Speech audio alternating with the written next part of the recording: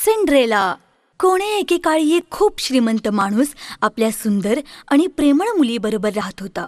आपल्या पहिल्या बायकोच्या मृत्यूनंतर त्याने दुसरं लग्न केलं. दुसऱ्या बायकोपासून त्याला अगाथा आणि अलिसा नावाच्या 2 मुली होत्या. पण त्या दोघी बहिणी अगदी दुष्ट होत्या आणि आपल्या सावत्र बहिणीला वाईट वागणूक देत असत. चल, सगळं घर स्वच्छ कर, झाडलोट कर. घर कसं आरशासारखं चटाकलं पाहिजे, कळलं ना?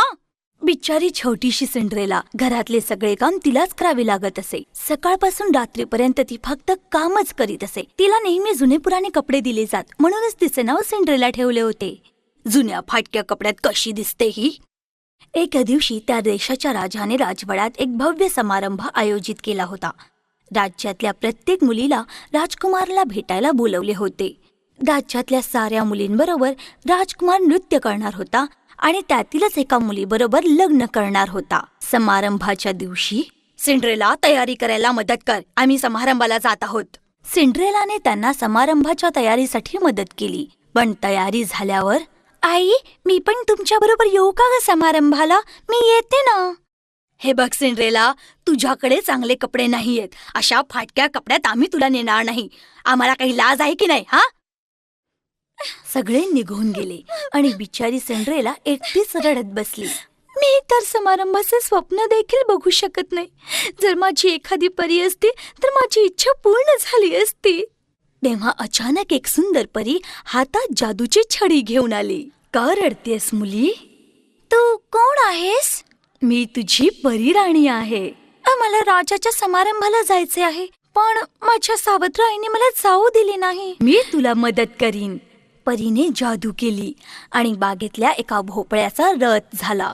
मग तिने पांढऱ्या उंदराला गाडीवान केले आणि सिंड्रेलासाठी सोन्या चांदीचे कपडे आणि नक्षीदार काचेचे बूट तयार केले. पण जाण्यापूर्वी, हे बघ मुली, मध्यरात्री आधी तुला परत यावे लागेल. रात्री 12 वाजता ही जादू समाप्त होईल आणि तुझे जुने कपडे पुन्हा येतील. मी मध्यरात्रीपूर्वी परत येईन. समारंभातील एकही मुलगी राजकुमाराला आवडली नाही. पण त्याची नजर सिंड्रेलावर गेली आणि त्याने फक्त सिंड्रेला बरोबरच नृत्य केले. सिंड्रेलाही खूप खुश होती. दोघेही एकमेकांच्या प्रेमात पडले. वेळ कसा गेला त्यांना कळलेच नाही. अचानक घड्याळात 12 वाजलेले पाहून सिंड्रेलाला धक्काच बसला. ती राजकुमाराला सोडून पटकन तिथून निघाली आणि त्या गडबडीत तिचा एक बूट तिथेच राहिला. राजकुमाराला खूप वाईट वाटले. दुसऱ्या दिवशी राजकुमार सैनिकांसह तिला शोधायला निघाला. तरुण मुलगी असलेल्या राज्यातल्या प्रत्येक घरात तो गेला. त्याच्याबरोबर सिंड्रेलाचा बूट होता, पण तो बूट कोणाच्याच पायाला झाला नाही. शेवटी तो सिंड्रेलाच्या घरी आला. मी हा बूट घालून पाहू का? अरे बापरे, पण हा खूपच छोटा आहे. नाही होत, दुसरीला घालू दे. ए थांब, जरा अजून जोर लाव ना. हा तर माझ्यासाठी खूपच मोठा आहे. अलिशा, जरा अजून प्रयत्न कर. घरात अजून कोणी आहे का? नाही हो, आमच्या घरात अजून कोणीच नाहीये.